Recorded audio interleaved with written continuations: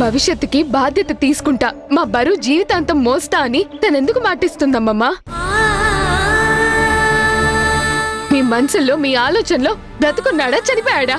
చనిపోయాడని ఒప్పుకో, మాకే బాధ ఉండదు. 4 రోజులు అయ్యో నాన్న పోయాడని బాధపడి మామూలుగా అయిపోతాం. లేదు ఉన్నాడు అంటే మా బాధ్యత ఎవరి ధర్మమో ఆలోచించి చెప్పు.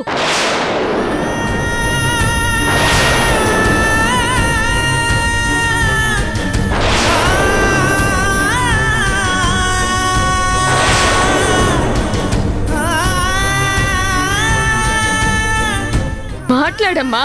ఇప్పటిదాకా నాకెన్నో చెప్పావు కదా, నాకు నచ్చ చెప్పే ప్రయత్నం చేశావు కదా. నేను ఒప్పుకోవాలంటే, నా మనసు నిన్ను మెచ్చుకోవాలంటే నేను అడిగిన వాటిలో ఏదో ఒకటి చేసి చెప్పమ్మా. మధు, నువ్వు చేస్తుంది కరెక్ట్ కాదు. అందరూ కరెక్ట్ గా చేశారు ఇప్పటిదాకా, నేనొక్కదానే తప్పు చేశాను కదా. అయినా కాసేపు నువ్వు ఇన్వాల్వ్ కాకుండా నా క్వశ్చన్స్ కి మా అమ్మని సమాధానం చెప్పనివ్వక్క.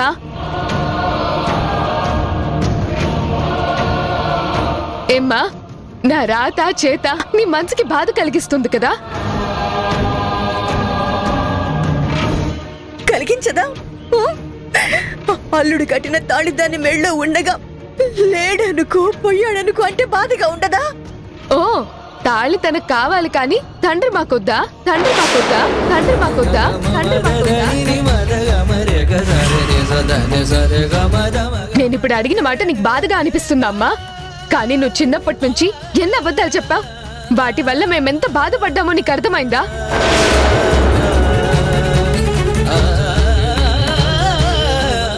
ఎవరి కళ్ళు ఊరికే చెమ్మగిల్లవమ్మా. మనసు కష్టపడ్డప్పుడే, బాధ గుండెలకి ఎగతన్నప్పుడే కన్నీళ్ళు వస్తాయమ్మా. ఇన్నేళ్లు మేం కలవరించాం, ఇప్పుడు కనిపించాడు కానీ కాదంటున్నాడు. మా పరిస్థితి ఏంటి?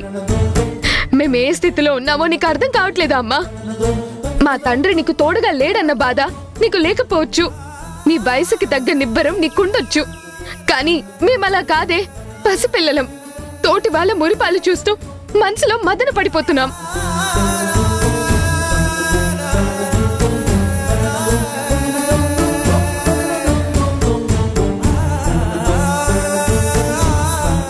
నువ్వేం చేశావనేది కాదు, ఆయన ఉన్నాడా లేడా, ఉంటే పలానా ఆయన అని ఒక్క మాట చెప్పుంటే కారణాలు ఏమైనా నిన్ను కంటి రెప్పలా మేము చూసుకునే వాళ్ళం కదా. నువ్వు వద్దనుకొని ఏ బాధ పడుండో మేం కావాలనుకొని నలిగిపోయామమ్మా.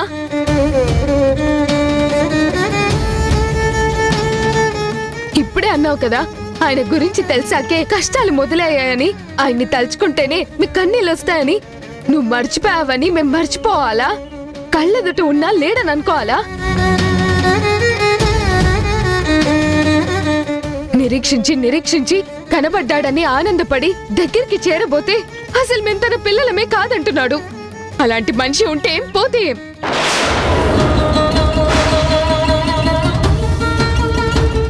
ఆయన మా తండ్రి కానప్పుడు ఉంటే ఏంటి, పోతే నీకేం బాధ?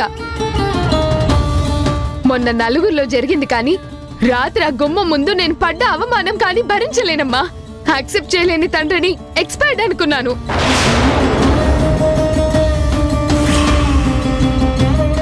పోనీ నువ్వు చెప్పు, మిమ్మల్ని మీ తండ్రి దగ్గరికి చేరుస్తానని మాటిస్తావా?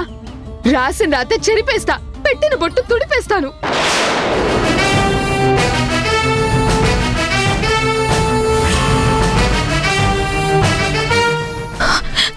ఏం మాట్లాడవే, ఏం చెప్పనే నీకు? అమ్మా మధు, వద్దు, ఎవ్వరూ నన్ను కన్విన్స్ చేసే ప్రయత్నం చేయకండి. మీ బాధలు మీకెలాగో నా బాధ నాకుంది. నన్ను బాధపడినివ్వండి, బాధ తీరేదాకా బాధపడినివ్వండి. వెళ్ళండి, దయచేసి ఖాళీ చేసి వెళ్ళండి. ప్లీజ్ వెళ్ళండి, నన్ను ఒంటరిగా వదిలేయండి. వెళ్ళండి. ఎందుకే ఎందుకే మేమంతా బయటకు వెళ్ళిపోవడం? నువ్వు గదిలో ఒక్కదానివి ఏం చేస్తావు? తొందరపాటు. అమ్మమ్మ ప్లీజ్, నేనేం పిచ్చిదాన్ని కాదు. నీ భయం నీ మాటల్లో నాకు అర్థం అవుతుంది. నువ్వేం టెన్షన్ పడకమ్మమ్మా, నేను చావను, చచ్చే ప్రయత్నం చేయను. లెట్ మీ రిలాక్స్, నన్ను నేను ఓదార్చుకోనివ్వండి. ప్లీజ్ వెళ్ళండి.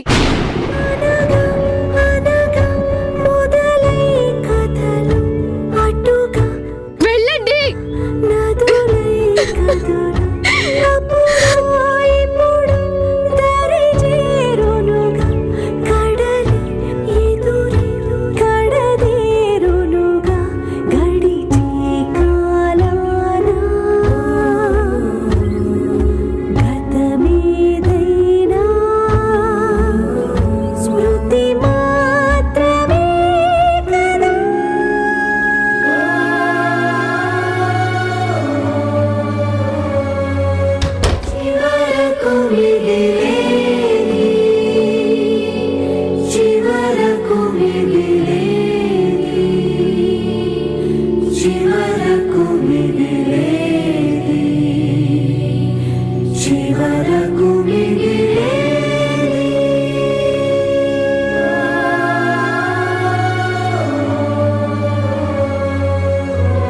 ఒక్కసారి కాదు, ఏళ్ల తరబడి బాధపడ్డా. ఇలా బాధపడ్డం మీరే అలవాటు చేశారు. నా బాధ అంతటికి కర్త కర్మ క్రియ అన్నీ ఇదిగో ఈవిడే.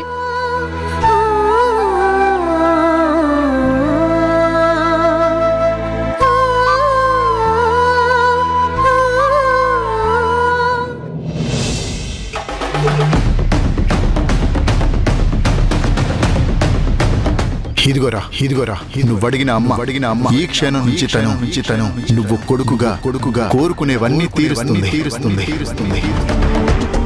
ఏంటి నా తమ్ముడు నీ చెయ్యి పట్టుకొని భార్య స్థానం చూపించాడని సంతోషపడుతున్నావా?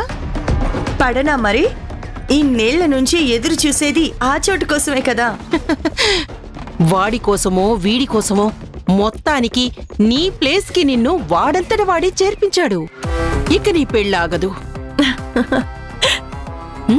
దాన్ని తప్పన్నాడు, వీణ్ణి తప్పన్నాడు. వాడి పాయింట్ ఆఫ్ వ్యూలో నువ్వు కరెక్ట్ అయిపోయావు. నా ప్లాన్ ఎంత కరెక్ట్ గా వర్కౌట్ అయిందో చూసావుగా? అవును, స్వామి కార్యం స్వకార్యం అని నీ పని అవుతుంది, నా పని అవుతుంది. ఇద్దరం ఒకేసారి టార్గెట్స్ రీచ్ అవ్వబోతున్నాం. వాడెప్పుడైతే నీ మెడలో 3 ముళ్ళు వేస్తాడో అప్పుడు నేను కంప్లీట్ గా సక్సెస్ అయినట్టు. మమ్మీ మమ్మీ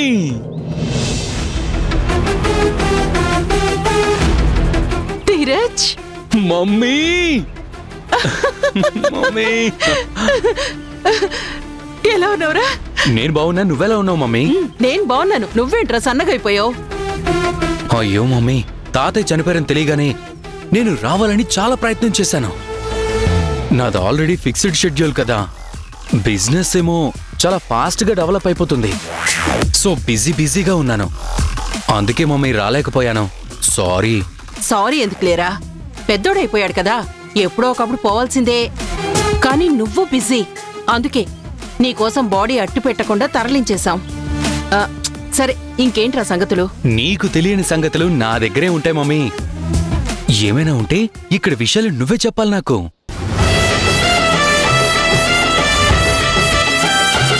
నా బిజినెస్ ఫైనాన్స్ అంతా నీకు ఎప్పటికప్పుడు అప్డేట్ చేస్తూనే ఉన్నాను కదా.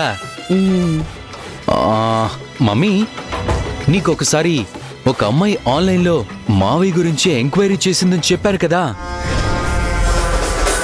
తన గురించి ఏమైనా ఆరా తీసావా మమ్మీ? చాలా ఆరా తీశాన్రా, చాలా విషయాలు తెలుసుకున్నాను. ఆ ఎంక్వైరీతోనే నేను గేమ్ ప్లాన్ స్టార్ట్ చేయాల్సి వచ్చింది. నా ప్లాన్ అంతా వర్కౌట్ అయింది. ఫైనల్ స్టేజ్ లో ఉన్నాన్రా. ఇంటికి ఎవరమ్మాయి? ఏంటి ప్లాన్స్? గేమ్ ఏంటి?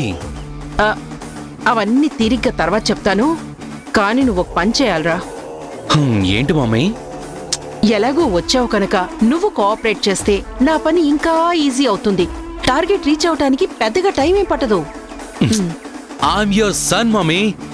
నీకు కోఆపరేట్ చేయకుండా ఎందుకుంటాను? నీ తర్వాతే నాకన్నీ. సరే, ఇప్పుడు నేను చెప్పేది జాగ్రత్తగా విను.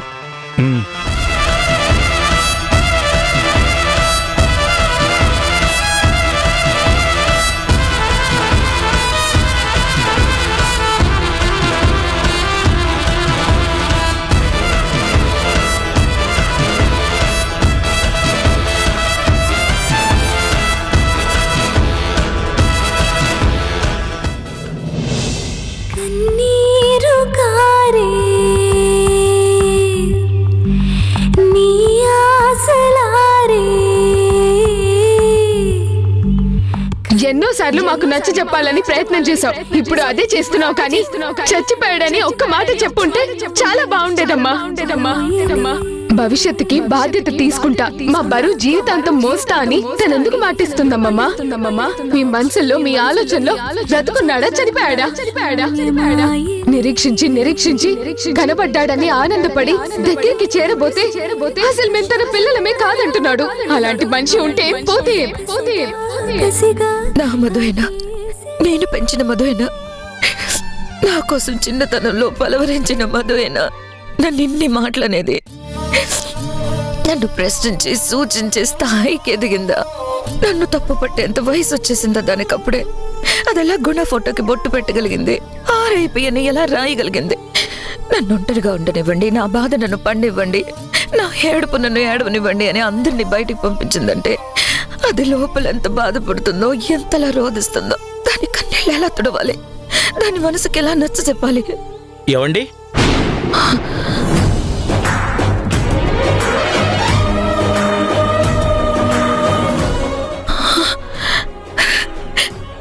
ఏవండి?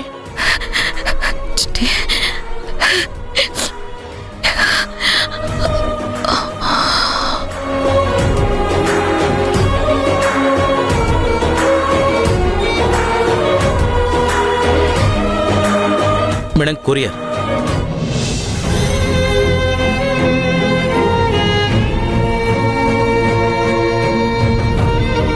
Madam, sign.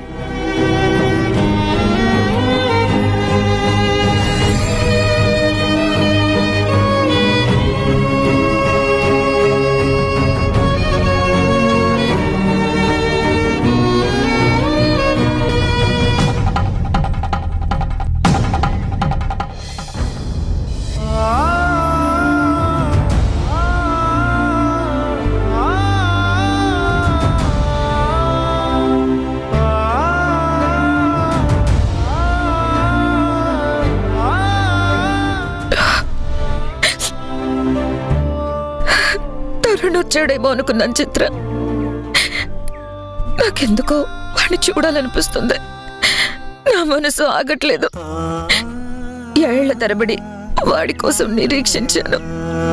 ఇలా కనబడి అలా తలొక్కున ఒక తారలా కనబడకుండా దూరంగా వెళ్ళిపోయాడు. వాడు నా కొడుకని తెలియక ముందు నాతో చాలా దగ్గరగా మెసిలాడు. అమ్మా అని పిలవడానికి ప్రయత్నం చేశాడు. కొడుకునని తెలిసాక ప్రేమగా దగ్గరికి తీసుకునే అవకాశం లేకుండా పోయింది. వాడి నా కొడుకుని తెలిసిన తర్వాత నా ప్రాణం మరీ లాగుతుంది చిత్ర. అనిపిస్తుందక్క. ఎందుకు అనిపించదు? మీ మధ్య ఉన్నది మామూలు బంధమా? రక్త సంబంధం, తల్లి బిడ్డల సంబంధం, పేగు బంధం. ప్రాణం లాగకుండా ఎందుకుంటుందక్క? నువ్వన్నది నిజమేనే. వాడు నా బిడ్డ అని తెలియక ముందు నుంచే వాడి మీద ఎందుకో అంతులేని ప్రేమ కలిగింది. వాడిని అలాగే చూస్తూ ఉండాలనిపించేది. చాలాసార్లు నీతో చెప్పాను కదా, నేను అనుకున్నాను నా పెద్ద కొడుకు అచ్చు ఇలాగే ఉండేవాడని. ఇప్పుడైతే ప్రాణం అస్సలు ఆగడం లేదు. వాణ్ణి చూడాలని తప్పన మరీ ఎక్కువైపోయింది. నీకు మధుకి పెద్ద తేడా లేదనిపిస్తుందక్క. ఏమంటున్నా? నాకు మధుకి తేడా లేదా? ఏ విషయంగా?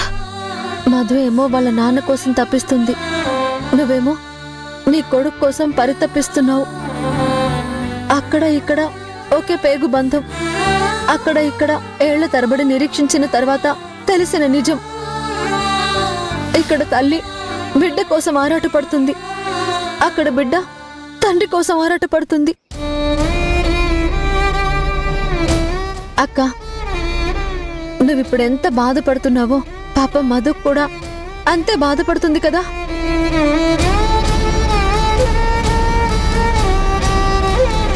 ఇద్దరి మనసు ఒకేలా నలిగిపోతుందని ఇప్పుడు నీకు అర్థమవుతుందా అక్క?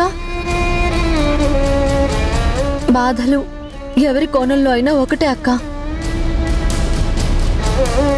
సర్ది చెప్పడం, నచ్చ చెప్పడం కాదక్క. కోరికలు తీర్చే ప్రయత్నం గురించి ఆలోచించు. తప్పుగా అంటున్నానని భావించకు.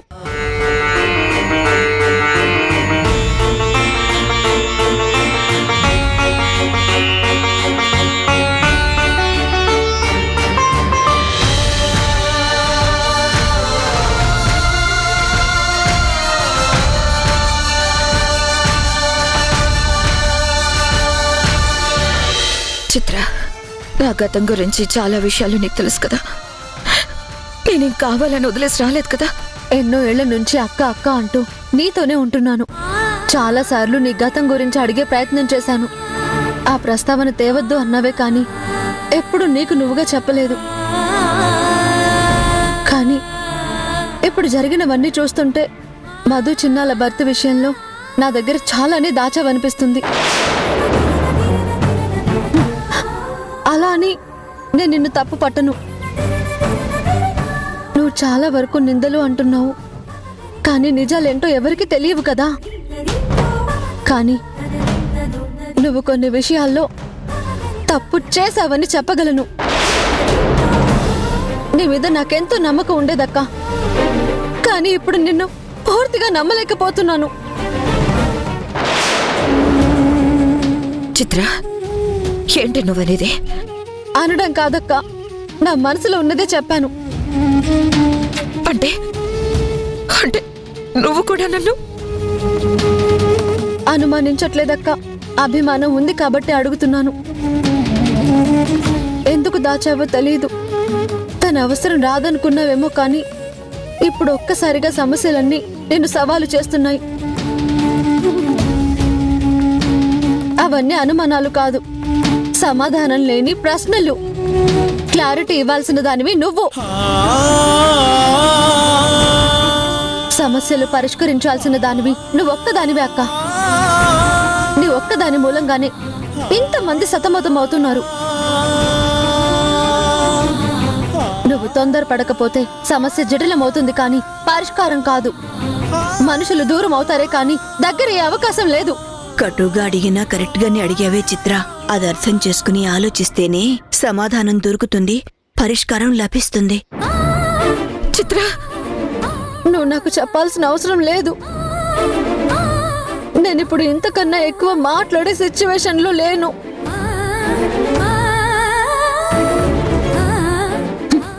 ముందంతా రిలాక్స్ అవ్వండి, మీలో మీరు మాట్లాడుకోండి.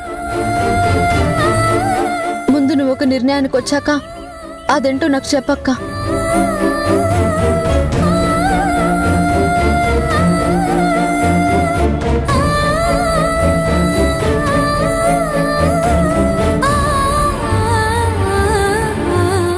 అమ్మా,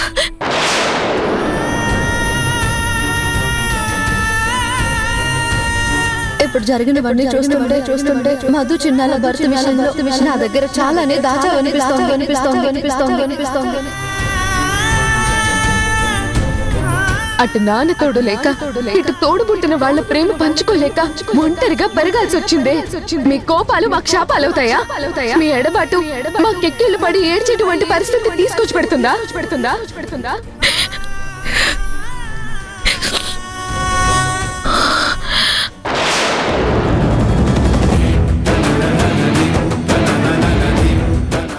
చిన్న,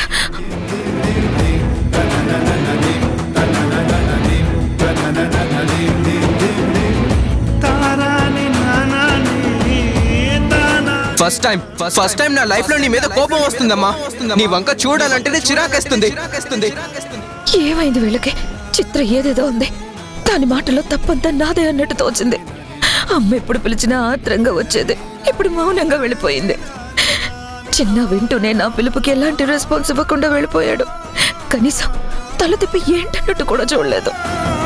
నేనంటే వీళ్ళకి ఇంత అసహ్యం ఏర్పడిందా? నేను దోషగా చూస్తున్నారా?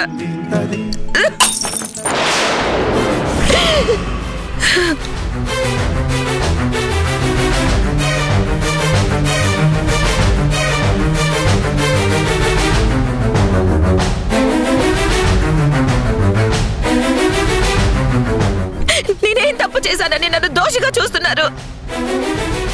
నేనేం నేరం చేశాను? ఎందుకు నాతో మాట్లాడకూడదని డిసైడ్ చేసుకున్నారు? అసలు మీ అందరికీ నా గతం గురించి, జరిగిన వాస్తవాల గురించి తెలియదు కదా. మాకేం తెలీదని నువ్వు అనుకుంటున్నావు. నీ గతం గురించి తెలియకుండానే నిన్ను ప్రశ్నించామా? నువ్వు చెప్పనంత మాత్రానా మాకు తెలియదనుకున్నావా? తెలుసమ్మా, మా అందరికీ జరిగిందంతా తెలుసు. తాతయ్య అన్ని విషయాలు స్పష్టంగా చెప్పాడు.